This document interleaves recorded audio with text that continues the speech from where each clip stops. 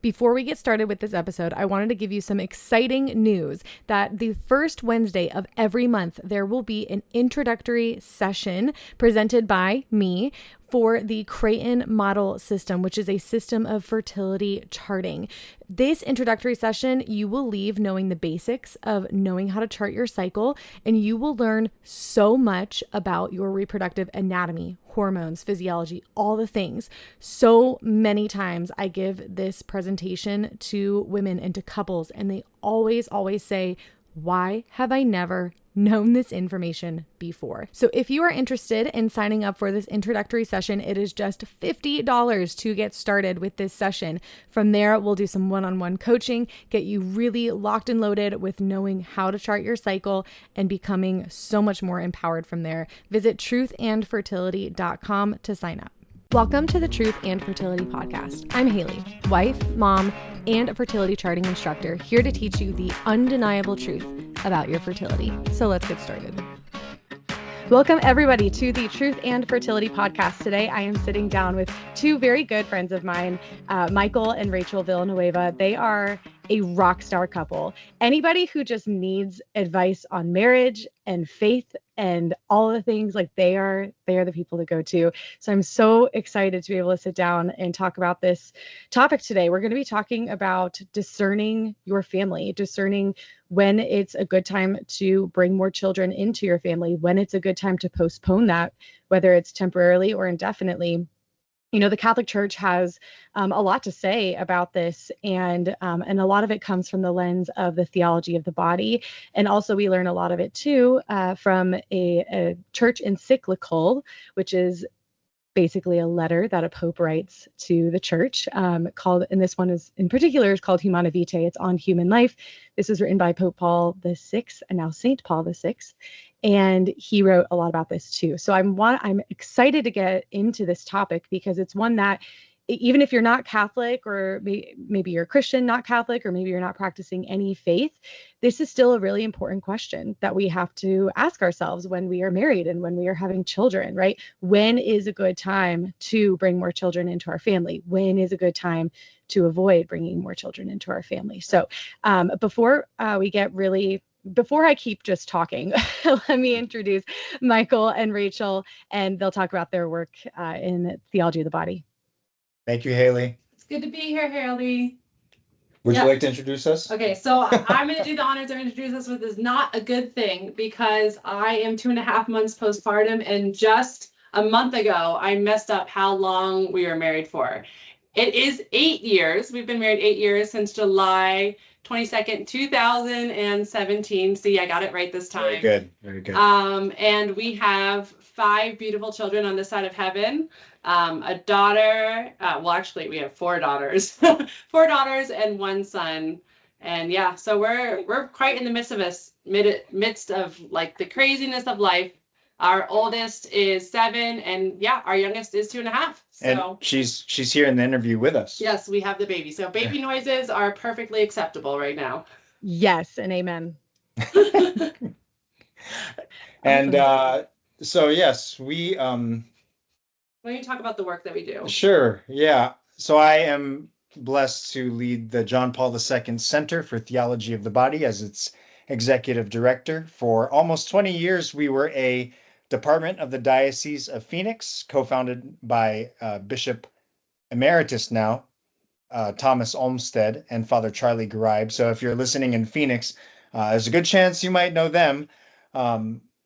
And just this past July, with Bishop Dolan's full blessing and all and excitement, we have launched as an independent nonprofit for the sake of growing. And our ministry has been growing especially for the past 3 to 5 years. And honestly, I mean, in tune with the kind of topic for this episode, that decision came from a lot of deep discernment and prayer and counsel as a married couple and with trusted friends. And the Lord led us to this point where we're now independent from the diocese. And our mission is to ignite the hearts of men and women with the good news of love, sex, marriage, and the body so that we may truly live it and wholeheartedly proclaim it. So we get to speak and teach. Um, we're in the middle of our flagship 10-week Theology of the Body course for adults of any age, stage, or state of life, which is my favorite thing to do, professionally in the world. And we've been blessed personally to be formed by mentors who have invited us not just into the classroom, but into their very homes and family lives. And that sparked our desire for a vocation and a marriage that was striving after holiness. So that's really the impetus of what we would like to bring to others. That's amazing. And you guys, I've been able to watch your guys' work more from the outskirts, but it's just been so beautiful to see your work blossom and grow and even partake in different ways. So yeah, it's awesome. We're going to be throwing around the phrase theology of the body a lot, as we already have. And so for our listeners who maybe have heard the term but aren't exactly aware of what that is, or maybe they've never heard that at all, can you just dive in a little bit into what that even is before we start talking about how to use that lens to discern family size? Absolutely. The theology of the body is the good news of love, sex, marriage, and the body. That phrase, which I mentioned earlier, really came from my kind of wrestling with that same question when I was invited to this position by a mentor of mine. I was wrestling with what am I doing? What am I doing here? What is a theology of the body? Other than being St. John Paul II's master work, he was a philosopher, of course, a theologian as well, but his specialty was philosophy. Other than being a scholarly work that is hundreds of pages long and was turned into a 5-year, on again, off again cycle of small audiences or speeches.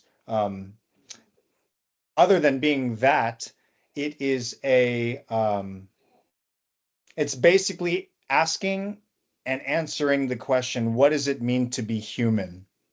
What does it mean to be created a man or a woman?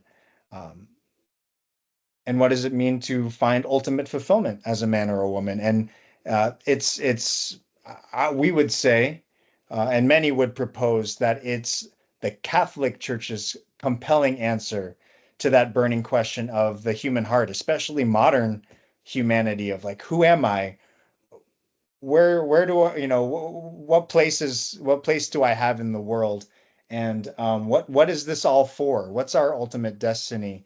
It's really St. John Paul II, as the universal pastor of the church, it's his gift to the world of really answering those questions with the great Catholic tradition, the great philosophical tradition of our history, and just as a saint, it's answering it from his heart that is so united with Christ and with the Mother of God, Mary. Yeah, which is clearly a topic that you can go deeper and deeper and deeper, and all you're doing is just just layer after layer after layer. And I feel like there's no end to it because you're just trying to understand the human person, and we are beings created by God. And so understanding the human person is trying to understand who our creator is, and that just goes. And Michael, you wanted to say something about that. Yeah, just maybe for your particular listeners and this podcast, maybe one principle or one way of looking or understanding the theology of the body can be, said in this way, that the theology of the body helps us see that the biological is theological. And there's no competition between that. The biological reveals something about the deepest depths of who God is and who we are. And so, if that's not a cliffhanger, I don't know what is. But that's just something that's really struck me in my studies and formation. But yeah, the biological is theological. Yes. And that is where, like, I personally, like, in my passions, that's where I come alive, because I feel like, especially with the purpose of this podcast, I I really try to just teach the science about the body, about fertility, about our hormones. And even just by doing that, you can explain who God is. Like, Yeah. our bodies reveal that. And just by talking about the science, like, it's not an and or science or faith. They come together beautifully. And a lot of the best scientists, or the greatest scientists, have been Catholics, have been Catholic priests, have been, because I feel like the human heart is striving for truth. We're trying to understand the truth of who we are, who the world is, who God is. And so through this lens of theology of the body, this is John Paul II's gift of helping us understand what that is. Okay, so let's then dive deep into, okay, how, when a husband and wife, they are living in their vocation, and as husband and wife, as mother and father, they're living in that vocation. They're striving to do the Lord's will. And they are in this point where, what I teach with natural family planning, when I'm teaching people about fertility charting, is that a woman let's assume she has a regular cycle, just for this example, there is a monthly discernment, meaning every month she is ovulating, which means every month there's an egg that's available to possibly be fertilized. And if that happens, we know that that is a brand new human life, right? So for couples that are using fertility charting for the sake of family planning, they're either avoiding intercourse during that fertile time to avoid pregnancy, or maybe they're trying to concentrate intercourse during that fertile time to achieve pregnancy. But it legitimately means that every month there is more or less a required conversation between the couple of, what is our family size looking like? Like, what is our life looking like? What is all of this looking like, right? There's a decision to be made. So what I want you guys to really dive into for our listeners is understanding, how do we make that decision as people who are trying to follow the Lord's will, and also in this lens of theology of the body, where we're trying to understand ourselves as human beings. We're trying to understand the goodness. As you said, theology of the body is the good news of love, sex, and marriage, right? This all encompasses this question of discernment of family size. So if you want to just kind of give your first thoughts on that.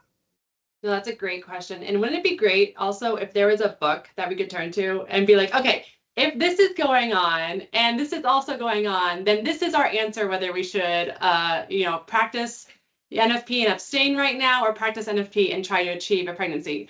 But no such book exists, no such letter exists. And I think that really attests to just the uniqueness of every married couple and their own marriage. Like, I think so many times we get caught up in looking at what should be, what our marriage and family should look like. And really, it is a conversation between the couple and God himself.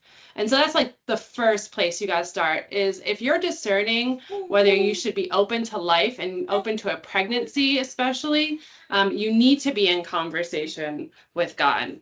And being able to bring him into that question. And so that means from the very beginning, it's like you have to just be praying daily, just in general, is just having a general good prayer relationship with God, not even just about whether we need to be open to a pregnancy this month or not, but just about life.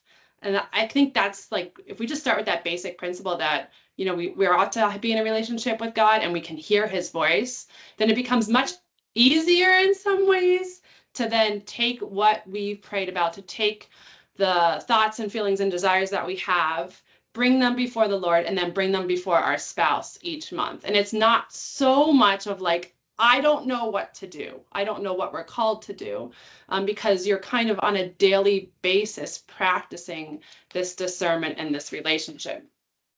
Yeah, what you made me think of right there is like the difference between a transactional relationship and a personal relationship. This helps especially to see it, especially through the lens of a marriage, but like a transactional relationship. What if I was just coming to you only for certain questions? For the sake of this podcast, like, honey, What about tonight? Like if we were just talking about that all the time and only about that, there'd be something messed up, right? Same with God. If we were just coming to him for one thing and is like, Lord, what do you think? Uh, that is evidence or bad fruit, I suppose, of a transactional relationship, which where the relationship's really meant to be a personal relationship. On the flip side, what do we mean by personal relationship? In a marriage, communication, communication, communication. If you see a married couple on the same page about different things, not perfect, but where they're really being intentional about getting on the same page, smoothing over conflicts, addressing them. Um, yeah, well balanced in talking and planning together different aspects of their married and family life. We can intuit the difference right away between that transactional attitude, we can say, and personal attitude. So it's a good examination of conscience in our marriages, especially, and then in our relationship with God, especially with this question. Are we just coming to God for, God, is this the time? God, is this the time, or whatever? Or are we going to God every day, every moment of every day, and saying, Lord, I surrender my life to you. Show me the next step. Lord, um, I trust that you will provide. Rachel said it really well. Yeah, so I think that's the foundation. Like we need to start there. And then it's from that place that we can build up and really discern and ask each other specific questions to kind of figure out what God is asking of us, what our own desires are, and eventually what we're going to be called to do and make that choice together as a couple. And I think one of the things that has helped Michael and I is even though there's not a specific if X, then Y, then Z kind of scenario, is the church has provided kind of some guidelines for us through one of the documents called Gaudium et Spes, which is from Vatican II. It's called The Hopes and the Joys. And this is specifically from paragraph 50 in the document where the church is saying, hey, this conversation is between the couple and the couple only. We shouldn't be going to our our parents. We shouldn't be going to our friends. We can ask for guidance from others that are trusted, but primarily, this is a topic that is discussed between the husband and the wife. And then beyond that, the church lays out, well, these are some of the things that you ought to look at. You ought to look at the world around you, the society, the community in which you live. What is going on? Is there something that is causing turmoil? Is there violence? I mean, is there corruption? Is there peace? Do you have support? Asking all of these questions, looking at the community.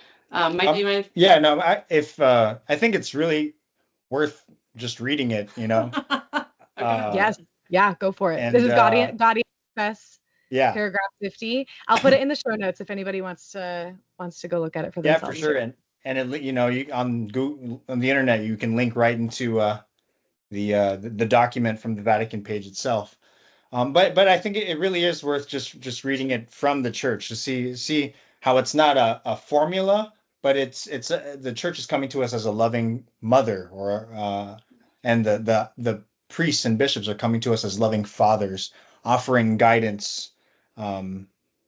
So I'm now quoting. Parents should regard as their proper mission the task of transmitting human life and educating those to whom it has been transmitted. They should realize that they are thereby cooperators with the love of God the Creator and are, so to speak, the interpreters of that love. Thus, they will fulfill their task with human and Christian responsibility and with docile reverence toward God, will make decisions by common counsel and effort. Here's where it kind of lays out the different yeah. Who do you ask for guidance? Let them thoughtfully take into account both their own welfare and that of their children, those already born and those which the future may bring. I'm getting chills as I read that. For this accounting, they need to reckon with both the material and the spiritual conditions of the times, as well as of their state in life. Finally, they should consult the interests of the family group, of temporal society, and of the church herself. The parents themselves and no one else should ultimately make this judgment in the sight of God. But in their manner of acting, spouses should be aware that they cannot proceed arbitrarily, but must always be governed according to a conscience dutifully conformed to the divine law itself. End quote. From Gaudium et Spes 50. There is so much to unpack there, and that was a phenomenal answer. I'm like trying to figure out there's so much, like where do I want to go down? What road do I want to go down? Well, first of all, think that there's a lot of freedom with the church.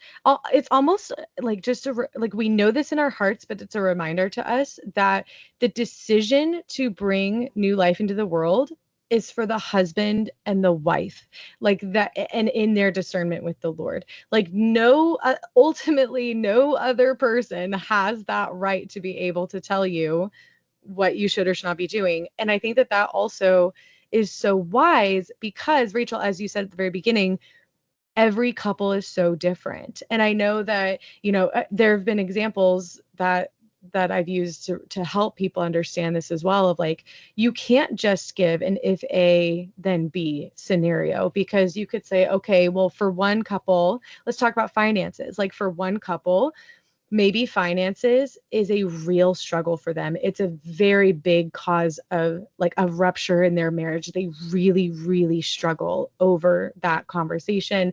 And maybe for them in the discernment with the Lord, they've decided they need to take finances into consideration before having another child. Maybe another couple that maybe they make nothing, but that isn't that big of a deal for them. Like they're just, it's not a point of contention in their marriage, and they're perfectly fine. Like there's no if A then B, right?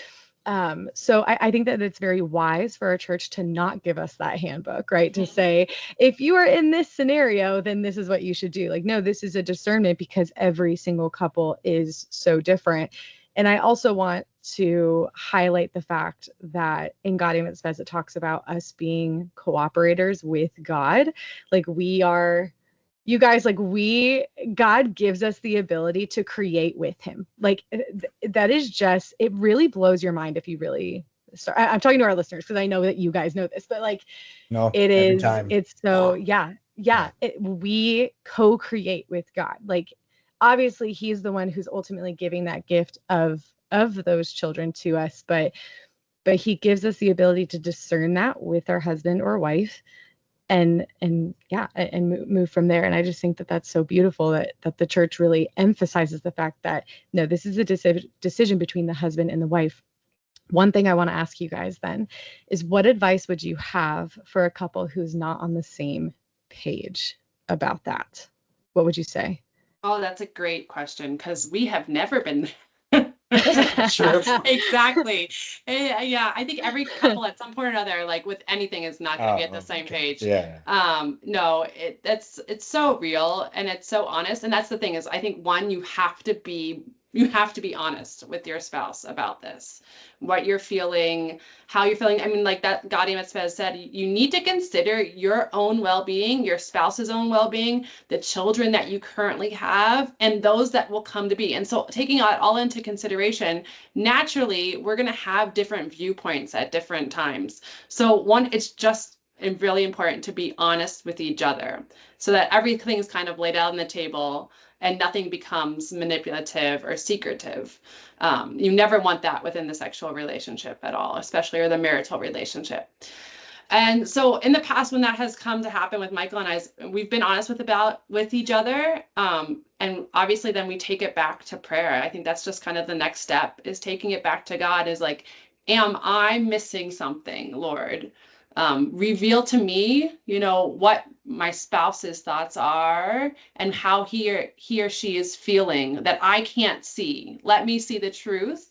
And if in some ways, my spouse needs to change their viewpoint, I really feel that we're called to do X, Y, and Z. Lord, that is your job. That is your job. I'm going to leave that up to you. I'm not going to force them. I am not going to, bother them about this. I want you to change their heart. And so, I think that's a really good baseline of being honest, taking it back to the Lord, and really leaving it up to Him. But like you said, Haley, it is a conversation that comes up all the time. So It should come up. It should come up all the time. It should be something that's constantly on the table. And so I think over time for us, it's in being honest with each other and respecting the other person's wants, needs, and desires and their health, that we've sacrificed maybe our own desire to have another child, or our own desire to postpone, and recognize for the good of our marriage, the good for our family, this is the next step that we ought to take together. Because the reality is, in the end, it's all a leap of faith, right? This is like, we think we have control. We think that if we can plan it out perfectly, then it'll be the perfect timing for the child to come. And that's just completely false. It really is. NFP and, talking with your spouse is this just beautiful interweb of dialogue, honesty, and trust in the end.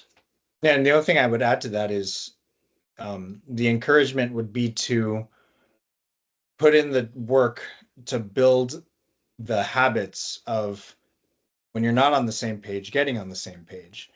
And we, a huge way for us that's fostered that communication and togetherness has been something we've picked up from Mike and Alicia Hernan of the Messy Family Project.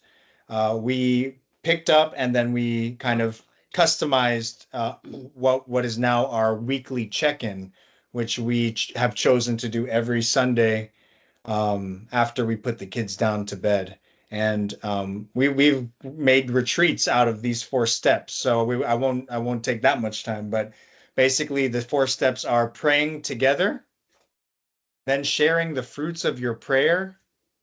Then 3 is practical questions. Oh, no. The higher level relationship questions. Just to give you the 2 main examples, which show you the higher level relationship part of it.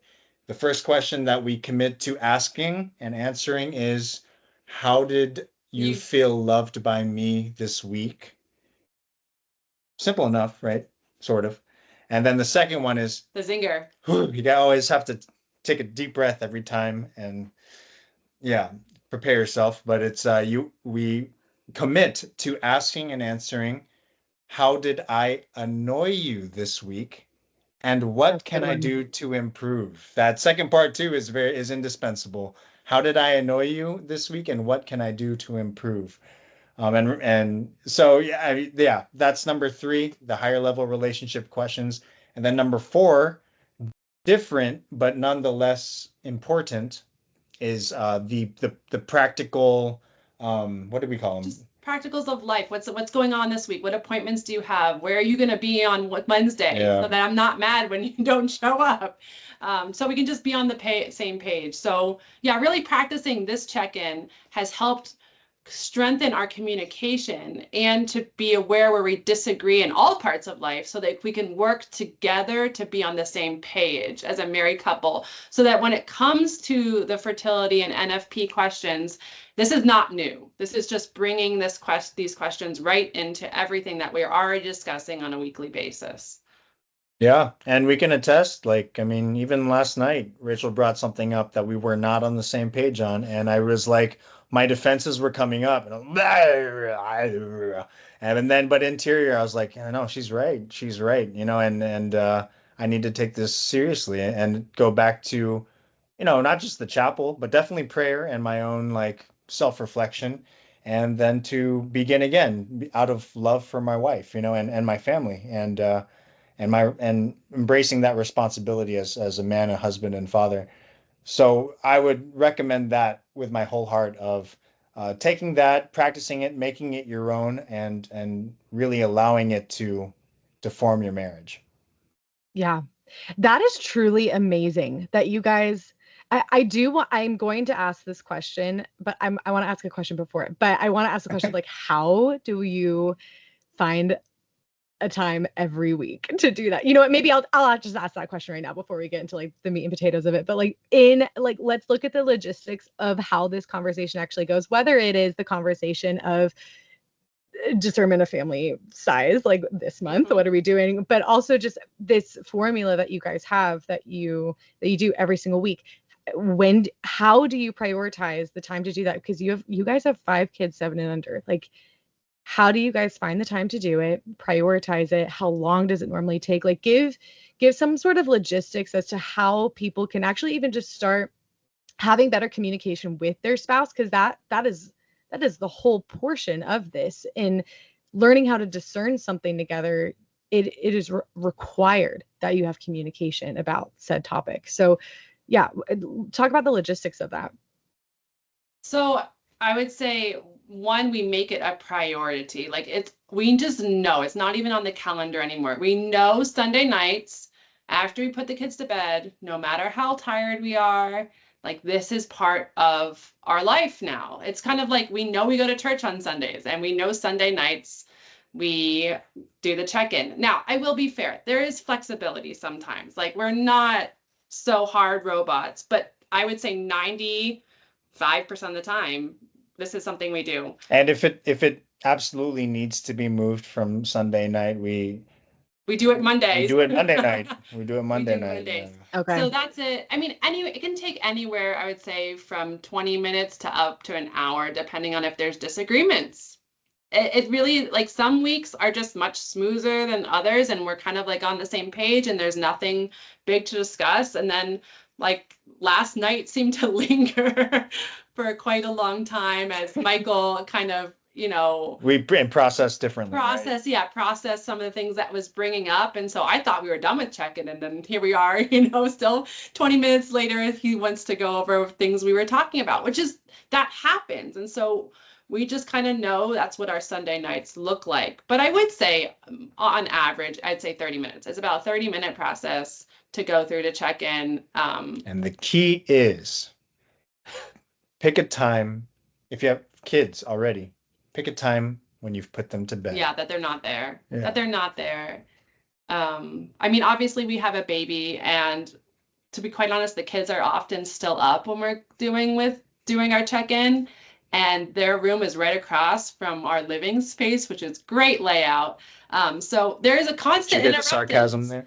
There's constant interruptions sometimes. And it's not like we get 30 minutes of uninterrupted time. Sometimes we do, but we prioritize that time, that this is important, that even if it's interrupted and kids are calling us into the bedroom or kids are being loud, like this is worth doing. This is worth doing.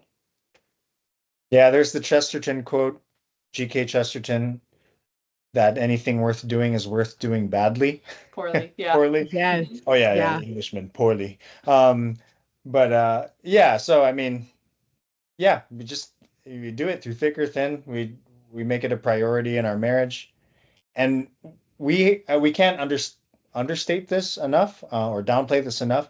Like we had a couple come for dinner once with their family.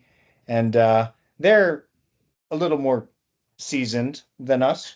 We'll leave it at that in case they recognize what the conversation.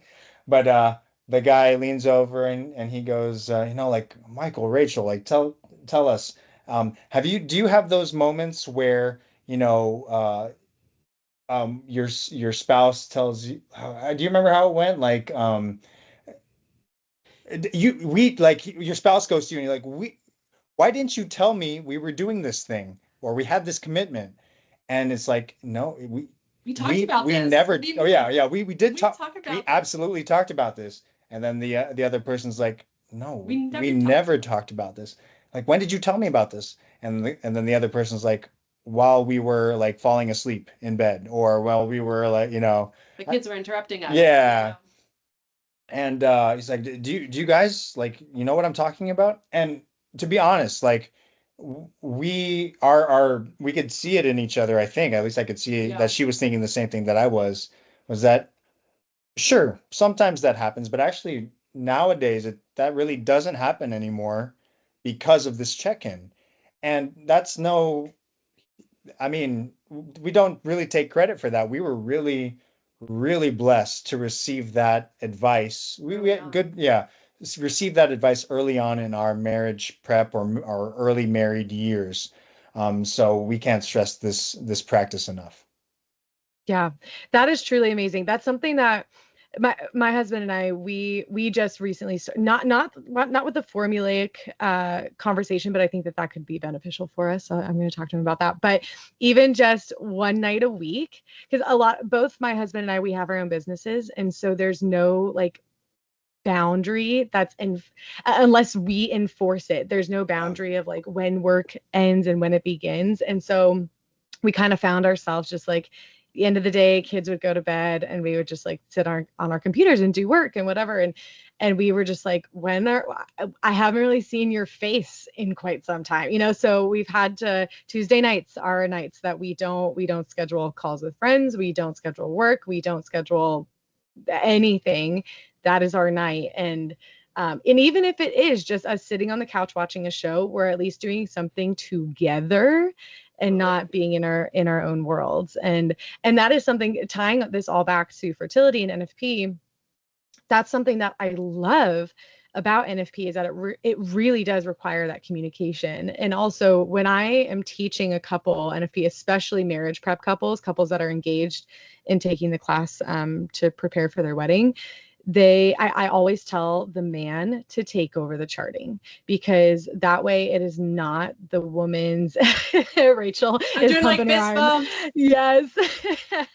Because otherwise it can become more of a burden for the woman if it is all on her versus a gift for the couple, if they're not doing it together. And that requires a daily conversation. It could be 15 seconds of, hey babe, here's what I saw. Okay, he charts it, bam, you're done. But then it could also turn into a longer conversation of, hey, what are we doing this month, you know? So communication, so vital. I want to ask you guys too, and unless this is prying in a little bit too much to you personally, if it is, please tell me. But I just want to, you guys have 5 kids, 7 and under. Yeah. Like, that is such a blessing, first of all, but that's also hard. So I want to kind of get an idea of what your guys' personal discernment has been with that. Like, if you don't mind sharing, like what did that look like for you guys when you were discerning that? Yeah, that's a really, really great question. And it is really hard. Having any child is really hard. Yes, yes, yes. So Mhm. yeah, times 5, it's sometimes mind-boggling that we make it through some hours of the day. But I actually think it really all goes back to the beginning of Michael and our relationship. Like, super long story that I won't get into, but I never thought I would marry Michael Villanueva. That was just not, I met him, I fell in love with him. We never really dated. And then when we were given the opportunity to date, it was like, wow, this person is such a gift to me.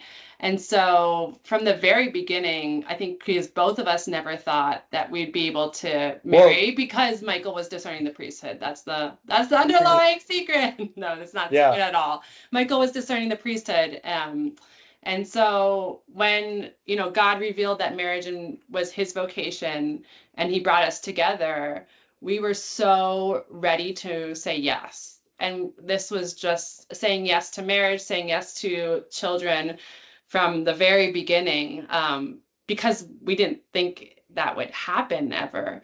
And it's so funny. You're giving the example of looking at finances with a couple and whether they should consider finances. Absolutely, they should. But both of those examples that you used have been applicable to us in our marriage at different times, even. So, like, when we got married, we were dirt poor in graduate school, and yet we were like, we are so open to conceiving life right now, and we just know that God will take care of it. I mean, I was 36 weeks pregnant when we moved across country. to Arizona, where we are now, for our first. And so, like, yeah, total trust and abandonment in that place. And then just recently, within the last couple of years, we've been in a place where it was very clear, like financially, that's a real reason that we ought to postpone right now. You know, we ought to postpone. So I just thought it was hilarious that your example was like, yeah, that applies to us. Both of them do. But and God honors that, and he's there with us, like not in a creepy way, but in a really fatherly and amazing way. Because with this, was it with we can't even remember Amelia? with this child. Yeah.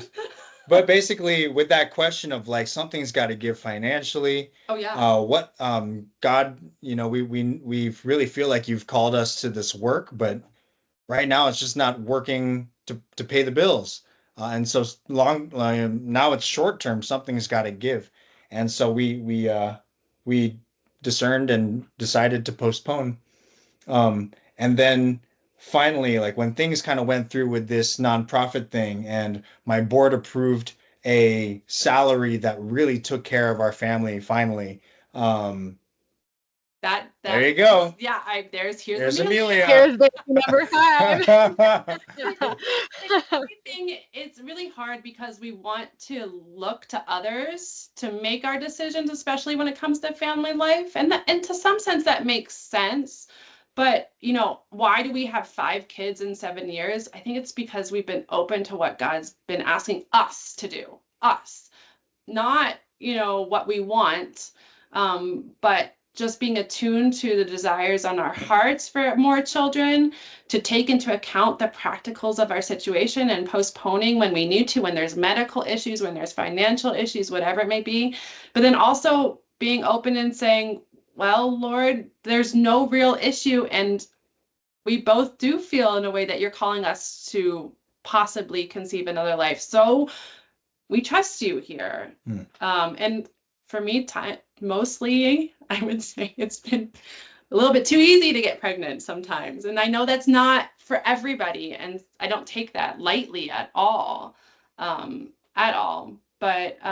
yeah, I think a big part of it is just being attuned to what God has been asking Michael and Rachel Villanueva to do.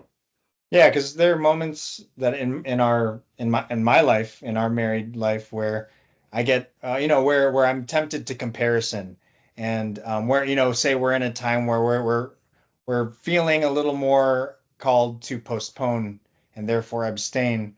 But we go to a different mass and church that weekend, and you see a big family with maybe one more kid than you have right now, and you're like, oh, and then by God's grace, at least if we're open to it, then at least thank God he's broken through that and reminded me that like it reminded me and challenged me, like what am I calling you to? Who are you calling us to be? And if this is the family that I've given you and no more children, would you truly be content with that, Michael? And diving into that, and then fostering a disposition of gratitude rather than greediness or comparison. That's been part of the journey too. Is it? We attune to our bodies, but also and especially to for me, my wife's body, but also to my own heart. All the deep desires, those that have been twisted. Getting back to discernment, that's at play too. Opening those up as a man, opening up those really, really fertile places to God to bear fruit in my heart. That has everything to do with discerning fertility on the biological level in marriage. Yeah, and I think too, I think comparison is also a huge part in that. Like you were talking about seeing the family at mass who has one more kid than you do. And that I feel like there's 2 things that can bring about. That can either bring about a kind of gut punch of, hey, maybe you're taking this finance thing a little bit too seriously. Maybe you have some self-reliance there, and maybe you need to lean on meaning God. You need to lean on God We a need to lean little on bit him. more. Please don't lean on me. And so I think it can evoke that. But then there's another part though, that when you compare yourself, and this is something I'm coming from personal experience here right now. I have 3, 5 and under, and oh my gosh, it's hard. It's so hard. And that has become a question between my husband and I, like, okay, we've always used NFP to achieve. And now we're at this point where it's like, okay, is it prudent for us to postpone right now? And you see, for me at least, I think this is part of like the feminine heart as well. I see other women with 5 kids, 6 kids, 7 kids, especially, I mean, if you're Catholic, you're going to see big families at church, and which is beautiful. But I think it creeps in this idea of like, why is it so hard for me right now with just 3 when they seem to be doing fine? And that is so Satan. Like that is, thank you. It's a lie. I know. And like, yes. And I've talked to many a priest about this too, that have said the same thing. Like, no, that is a complete fat lie from Satan, because that is not your family. Like that is theirs. That is that husband and wife and their discernment. That is not your discernment. And especially when it's evoking that fear and that feeling of not being good enough, or feeling of, even the idea of, if the children that I have right now are the only ones that I'm ever going to have, am I content with that? And processing through that thought and that feeling, and praying about that, praying through that. And I mean, who knows? We don't know what the future is. But it's a practice in trusting in the Lord.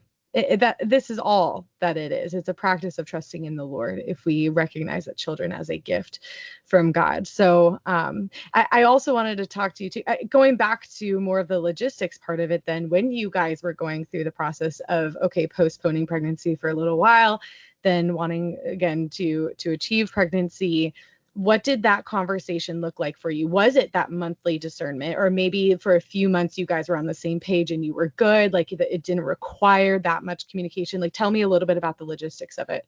So it depends. It's varied. Like, we've experienced everything that you've just said. So at one point in our marriage, I can say for Michael and I, Michael injured his ACL and we had 2 young ones, our first 2, and it was just so clear he could not pick up a child. 15 months apart. Yeah, they were 15 months apart, and he could not pick up a child, and I get very sick during my first trimester of pregnancy. And so it was just clearly like, for the next couple of months, until this is, resolved, until you're healed, like, we are clearly called to postpone.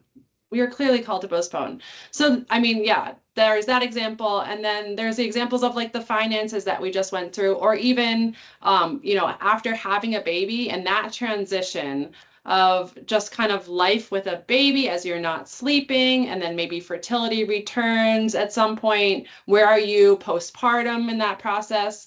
Those kind of conversations for us have been more on a monthly basis, where it's clearly like things could change at any moment.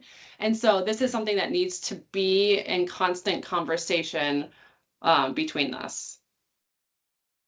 And is that typically done like in your guys' check-in, like weekly check-in? Would that be a topic that would come up? It definitely could be, but it also is like part, like you said, if you're doing NFP and you're practicing it, you're conversing about this on a daily basis. So you can see as your body is changing, as fertility is kind of gearing up, where those conversations could actually naturally happen from the charting process itself. So I don't think we're so strict of like, we can only talk about this during our Sunday check-ins, Yeah. But it does give us a space, I would say, that we know dedicated space. We know that we can bring it up there and we can have a longer conversation about it there, which is really nice to have. In general, it's just to have that space during the week where we know we could have longer conversations about things that are important, especially fertility. Yeah. I mean, and just to give, more concretes too, like, we've, with kids young enough to be more distracted with the songs going on in the car, we've had the conversation, we've just had, spontaneous conversations of like, where are you at with this? And usually it's like because the one who's bringing up the question is feeling a tug on their heart in that particular, for another child, or yeah, and or at the what do you call it, the kitchen island. We've had those similar conversations there. So again, it's really that cultivating that honesty and communion, togetherness, and that communication, honest communication on a daily basis, monthly basis, Weekly basis, yeah. as a couple. Yeah, yeah. Now, one other topic that I wanted to talk about too, specifically in the lens of theology of the body, is the idea of providentialism, or like we just leave it up to God to decide our family size. And this is definitely, I've seen kind of I don't want to use the word debate, but it's been a debate within the Catholic Church of like NFP versus providentialism, right? Or even in the wider just Christian, maybe in Protestant churches of, we leave it up to God, right? What would you guys say, or maybe what would John Paul II say if he has any words on this of, we've talked about using natural family planning as discerning prudentially, right? Discerning with prudence, understanding your state in life, how your current family situation. And I think that I am on one side of this argument. But I'd love for you guys to kind of iron that out and just tell me your thoughts on that versus, using NFP to prudentially decide your family versus providentialism of, oh, we leave it all up to God. Or maybe those aren't at odds with each other and we need to see something different about it. So I don't know, what would you guys have to say about that? Yeah, I think that's a great question because I've seen this debate come up too. And especially when it comes to fertility and planning for family size. And my first thought is like, where in our lives do we live by this idea of providentialism? Like, where else? Like, where else do we say, like, oh, I need to get a job for my family, God will just take care of it? Like, where else do we say, like, oh, I need to get groceries, like, God will bring them? I mean, in some sense, Maybe yes. sometimes. Yeah, in some sense, God's always going to provide for us if we trust in him, but that doesn't mean that we do nothing or we don't use the gifts that he's given us to cooperate with him. So, I mean, he's given us an intellect and a will to wrestle with these ideas, to think through them, to, to make choices, because in the end, he trusts us to do so. That's what it means to cooperate, is like he actually has so much trust in us to say, like, you can hear my voice. And even if you make quote unquote the wrong choice, like, I will be with you. I will never abandon you. So I think it's foolish. And actually, using words of John Paul II, would be irresponsible parenthood to just say, we're just going to leave it up to God, whatever he wants. And I think it's an entryway actually into a lot of just unhealthy sexual relationship and use between the husband and the wife, where things aren't being talked about and you're not being honest with each other and you're not respecting each other. So that's my 2 cents. I know Michael has a lot to say about it, or if you want to chime in. Yeah, and yeah, I would say that providentialism understood in that way of God will just provide, he'll just take care of it. We don't need to abstain, or we just leave it all up to him. I would say that type of providentialism has a gross misunderstanding of what providence is, of what God's providence is. And yeah, I mean, Rachel hit the nail on the head with the word cooperation, right? What has God already provided us? He's already provided us our intellect to be able to understand, the way things are in reality, the state of the world, the state of our family, the nature of our bodies, the fertile times, the infertile times, and to read the signs of, is this a prudent time to be open to a new life coming in, a new pregnancy coming about, or is this a prudent time to postpone? God has provided our will to be able to, to master, a will to say, no, it's not a prudent time, And even though we've had to abstain for a while, I will wait. I will honor you, all the days of my life. Um, And we have to remember with NFP, it's not like we're abstaining 31 days of the month. Let's be honest. Usually in most cases, it's not this like I mean, there are times, and I do know married couples who have had to abstain for longer periods of time. And so I do not want to discount that, because that is hard. That we all know that is hard to do. But most times the abstaining is not that long. But yeah, providentialism is kind of this abstract thing God will provide.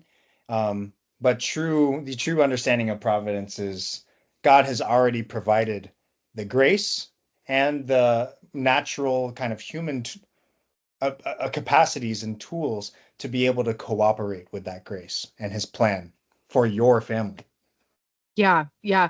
And Rachel, you said something interesting too that I want, if you guys can unpack this a little bit more. You said for couples that do just, if we're using the term providentialism, right, that they do practice that where it's just, okay, whatever God wants. You said that could actually invite more negative into their marriage, whether it's their communication, maybe even their sex life. It brings in more negative aspects to that. Can you talk about that a little bit more and help us understand that? Yeah, well, I mean, I think it's just this idea of, if like we're just going to leave it up to God. Well, what if I'm struggling? I know for women, this is a really real, when you have babies, there is this whole recovery period, not only physically, but mentally, and depending on if there's postpartum depression. And so what if my cycle returns earlier than I expected, and now I'm supposed to leave it up to God, but I'm really struggling. So I know, as a woman and as a fallen woman who lives in this world that, we have sin, that could easily lead to resentment and anger of like, I don't feel like I'm ready, but my husband, and I can only speak from the wife's perspective, my husband says we should leave it up to God. There is this idea of, resentment that could creep in, this idea that maybe my husband's just using me, that like God doesn't love, you can even go, God doesn't love me, God doesn't care about me, and about like what I'm going through. So it can go down so many different paths. And I think it's unique for each woman, which is why it's important, one, to be honest about how you're feeling, to share that with your spouse, and then to share that with God. And like Michael said, using your intellect and will to make the best decisions, because God has given you the gifts and the grace to do so. Yeah. Yeah. Amen. You talked about that. And that is one of my biggest things that I talk about with NFP, in that it requires communication. I mean, a lot of this comes back down to the communication of it. Like, I know for, you said women, oftentimes we feel used, and especially in a loving and good and holy marriage, like very rarely is the guy actually intentionally trying to use the woman, but it's the perceptions, and that is what requires communication. Like that, communication about that can heal so much of it. But if it's in the dark, if it's not communicated about, no matter what the hurt is, right? If it's in the dark, there's going to be room for Satan there, right? But if it comes into light, if it comes into conversation, if you guys are having that weekly check-in with each other, that's where grace really abounds, is in that communication and that discernment. Well, you guys, we're going to wrap up here, but do you have any last thoughts or comments or anything that you would like our listeners to know? Do not be afraid. Do not be afraid. Yeah, that would be my advice.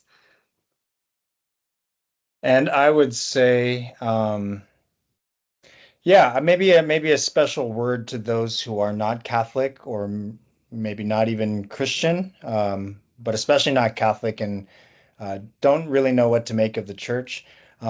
Maybe to use Rachel's word of do not be afraid. I would invite you wholeheartedly to check out the theology of the body, and maybe not start with John Paul II's thick work right away. There's some kind of summaries that are very compelling summaries that are a great way to start with that help break down maybe more of the scholarly aspects and summarize it succinctly. And I would recommend Christopher West's Fill These Hearts. It's a really thin read book, and it's just so good.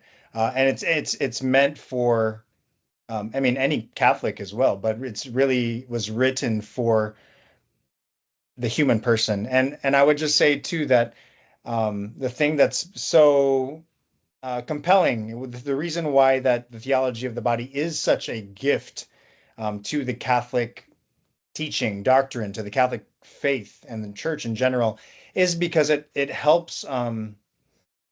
It's basically a kind of the back door, as I think Pope Benedict puts it. Theology is entered through the back door. It's basically the back door to the understanding kind of truly the depths and beauty of the church, because it starts where? It starts with something that's not necessarily first Catholic. It starts with the body, which is human. It starts with the male and female body and relationship, which is universal. So just a deep encouragement and invitation to maybe check out that book for the first time and enter there with the theology of the body. Awesome. And I'll put that in the show notes too, so people can go check out that book if they want to. Michael and Rachel, thank you so much for your time. I so enjoyed our conversation. This was great. Thank you, Haley. It was a blessing. Likewise. Bye. Thanks for listening to the Truth and Fertility podcast. If you are enjoying this content, please leave a 5-star review. That helps me tremendously. For more information about learning to chart your fertility cycle, you can visit truthandfertility.com, and I'll talk to you guys again next week.